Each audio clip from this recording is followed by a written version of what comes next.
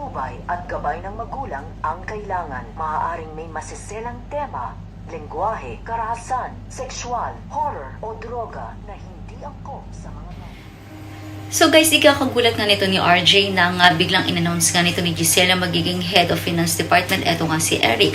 At nagulat talaga siya dahil wala talaga siyang tiwala dito at pakiramdam niya may something na gagawin itong si Eric. So balit sinabi nga nito ni Giselle na hindi niya ito ginawa para kay Eric kundi para sa kanyang anak sapagkat ito lamang ang tanging hiling ni Justin para mapapayag ito na magtrabaho at magstay dito nga sa Apex.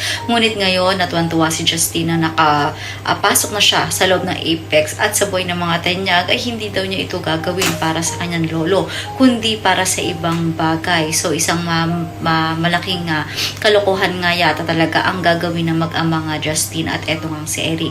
Samantala ramdam pa rin ni Annalyn ang sama ng loob ni Doc Carlos sa kanyang pagbabalik dito sa Apex. Subalit mapipigilan pa nga ba ito ni Doc Carlos na lumipat sa ospital ng kanyang ama? Yan ang dapat nating abangan dito nga lang sa Abot Kamay na Pangarap.